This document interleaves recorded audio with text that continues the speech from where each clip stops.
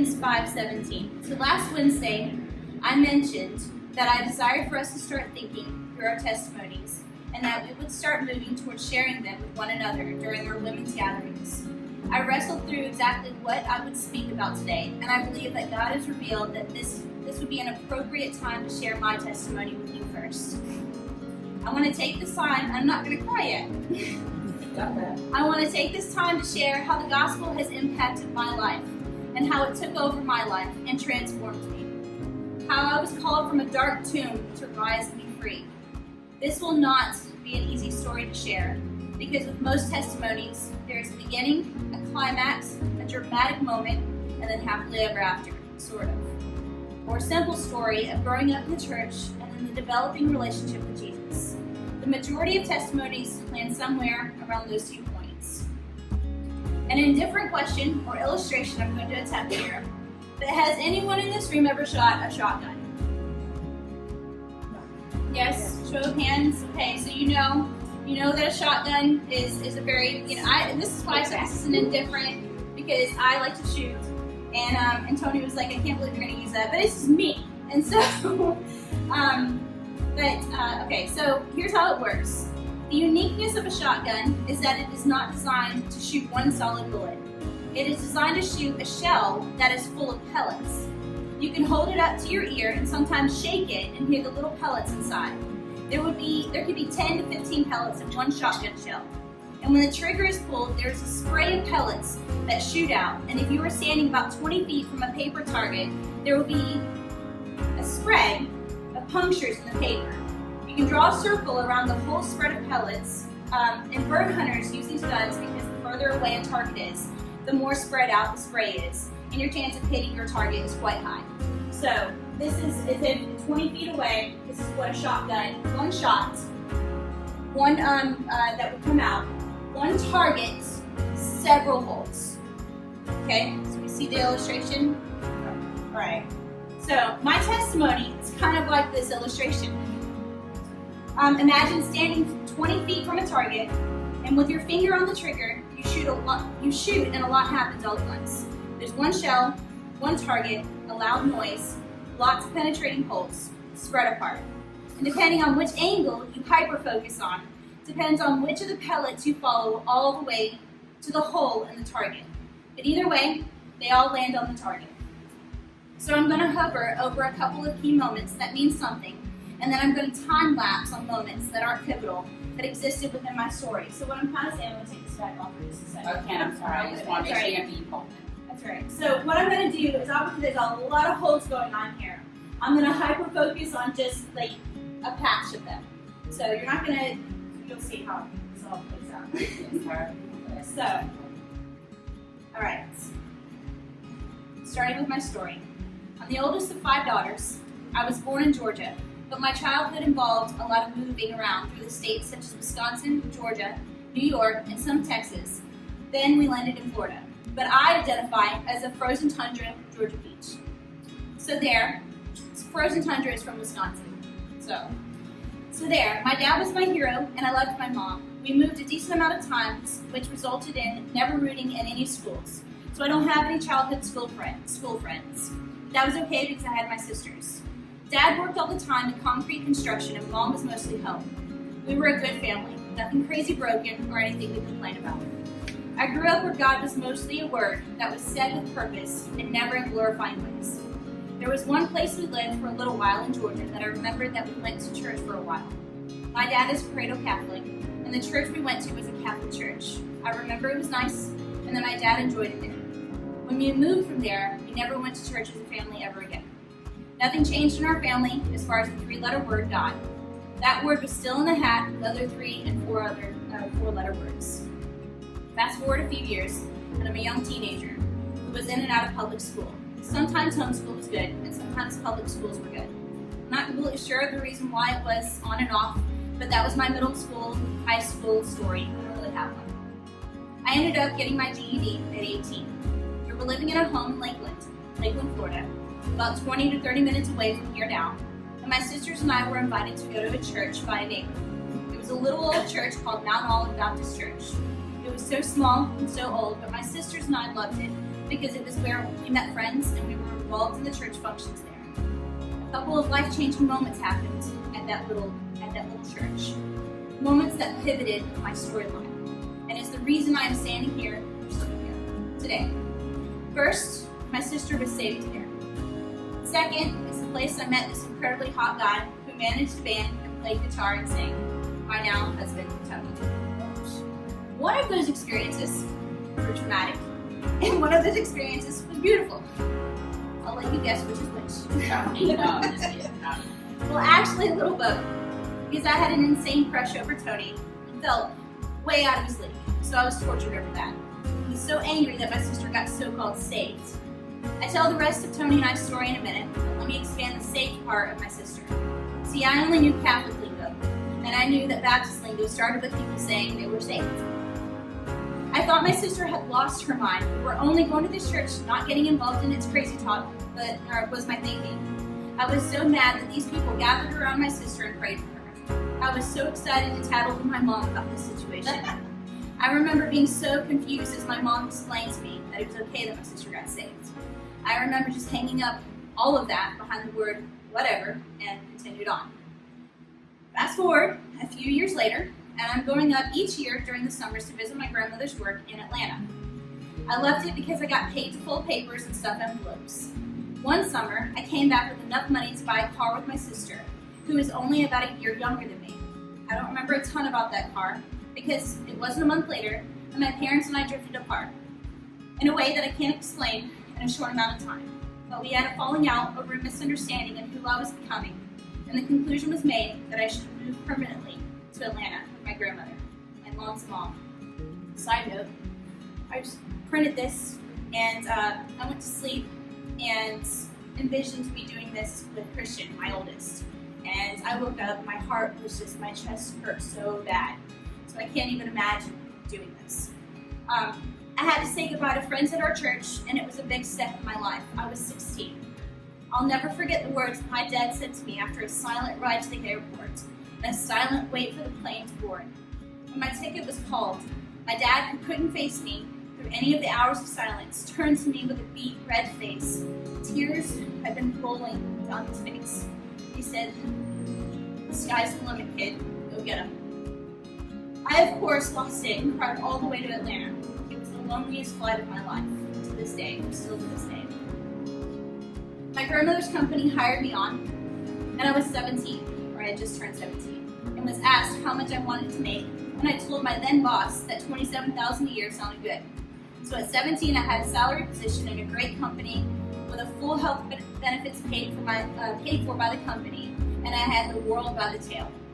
My sad teenage story wasn't sad at all. My plane landed on a Friday, and Monday, I was employed with a beautiful furnished office with my name on the door, had my own bank account, a shared 2-bedroom apartment with my grandmother, and the sky was the limit. It was at that time I was on the ascension. Never say that word. The climb up, and I wrote it. I coasted there for a few years. I was the youngest at the company. I was everyone's little granddaughter, and I was loved so well. I was molded and had so much wisdom breathed into me. I went to conventions, and I helped orchestrate and coordinate meetings, and I learned database structural work, and I loved life. My grandmother and I went to so many live action shows at the famous Fox Theater, and we just did so much together. It was those years that I learned how to fly. My dad sent me into the sky, my grandmother taught me how to fly. Until one day, a snake came into my world and told me that I didn't need anything or anyone else around me, that I had the ability to fly on my own. I had all the mechanics and the intelligence to float on my own. I could fly with the love and support of the people around me. The snake wasn't the guy I met through one of the dads I worked with. The snake wasn't any bad employees in the company who steered me wrong. No, the enemy came from within. Tucked away in shadows of resentment and feeling sorry for myself for not being a regular kid. That I was a responsible teen, a young woman who stood straight, wore pantsuits, and wasn't hurrying it up with all the rest of the girls my age. I began to clip all the lifelines around me. I ended a lease agreement with my grandmother, and I moved an hour west of Atlanta to live with my boyfriend at the time in his college town. I now had a commute that was taking its toll on me, and I became lazy. I started making excuses on mornings after drinking too much that I couldn't make it to work. I began burning so many bridges. I left that job, I went to work for another company where I designed beer placement planograms for racetrack gas stations in Smyrna, Georgia. Couldn't wait to call Dad and tell him about my new job. Look what I do, Dad. This is the descent down part of my life. This was my early 20s. It was a very rough couple of years. That includes an afternoon where I tried to end my life with all the bottles of pills in my medicine cabinet. That included my roommate's prescription medications as well. I was found laying in the kitchen floor, where I was startled as my roommate tried to put me in his car to take me to the hospital. I begged for him to leave me and that I would get help. I had enough sense that I didn't want the embarrassment of being Baker acted, where the state mandatorily forces you to be in a mental institute for a week. It sounds like a great place to say I hit rock bottom and then I saw Jesus and happily ever after. No, that was just a point that scared me almost to death, that I was so lost that I was willing to lose myself to it. It's going to seem that I'm fast skimming forward, but for the sake of time alone, hang with me just for a minute. My incredibly long story, all the holes, my incredibly long story includes phrases like sexual abuse, domestic abuse, betrayal, deceit, 1 night in jail, restraining order, divorce, attempted abortion, alcohol poisoning, and suicidal thoughts that haunt me today. Long story short, I decided to run from my problems and I moved back home to Florida, to my parents' house. Life didn't go back to any comfortable coasting speed at any time fast. During that time, it was full of turbulence and complete death drops. During one of those death drops, I half crossed over this guy that I fell for in my teens, Tony. I wish I could say that's where life began to make sense, but not quite yet. Tony and I had a rough start. We were seeking for a fix to each other's messed up, busted up, broken down, running on fumes lives. We were seeking for fixes in each other and felt betrayed as soon as our honeymoon. I felt that my marriage was a good place to take out everything that went wrong in my life. I found that it was easy to pick out everything that was wrong with him and hyper-focus on all of his faults so that mine weren't so easy to see, which was ironic and just a massive disaster because he was doing the same to me. We were a perfect fit for each other. We were perfect targets for all the things terrible, but we were both so angry at life in general that we couldn't destroy the other. We were so built up with pride and selfishness, we couldn't be destroyed, at least not by each other. This part of my life was called the crash. There was no cordial voice over the PA system to prepare for the landing. There was no illustration of how to operate the oxygen masks. There was no landing gear. There was no road. There was no descent. The plane fell out of the sky. The passengers, Tony and I, we flew right into a storm that ripped the doors right off the plane and sucked all air out of the vessel. The storm and its effect on us was devastating. Through the burns of the fire and the deep cuts of the debris of the crash, I can still feel the pain, but I can also remember the remarkable sense of clarity and the attention to detail I had. It's as if the crash happened, my eyes closed. My eyes then opened and I could feel the pain and see the effects of the crash all around me. I could see what all the decisions that I had made had done here, and I understood that I was done. I had finally hit rock bottom, literally. My life and everything around me was so broken, and I for once, or for finally, had no more excuses. I was a mess, and it was me. I was the mess, and I cried a lot. I hurt so many people around me. I had burned so many relationships around me. One of the hardest that I'll live with is that I lost my grandmother to dementia and death before I could ever say thank you. But then there was a hero. There was a hero who stepped onto the crash site. I can say now that I am in 100% assurance that without any doubt that the hero of my story was the pilot of my plane the entire time, that he truly was there from the beginning. I believe he was there when my dad sent me up into the sky. I believe he was my grandmother, or he put my grandmother in the means of being able to take me in and teach me to stand tall. I believe he was there when all the ladies I worked with protected me and molded me. I believe he was there when I decided to throw all that away. I believe he was there in the kitchen the day I tried to take my life. I know he was. Because knowing now what I consumed in that 30 minutes, it took me to swallow every pill, there's no way I should have survived that. But I sustained zero physical internal injury from that experience. I understand how now. I believe he was there when everything started to spin out of control. And I believe he knew exactly the moment he would get my attention.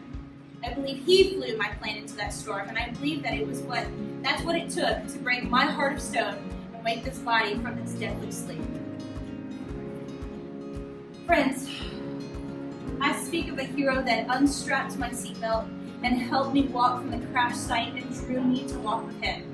He used my husband to reach me, and I began to see Tony for the first time as someone I loved and cherished.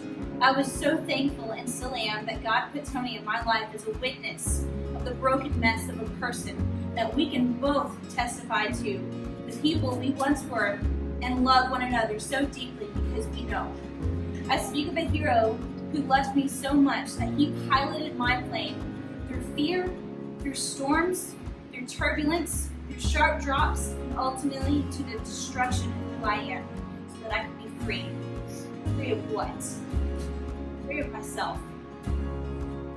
And he died for all, that those who live might no longer live for themselves, but for him who for their sake died and was raised. 2 Corinthians 5:15. It was through the undeniable and unconditional availability of Christ in my life at that moment that I accepted, no, I submitted that he is Lord of my life.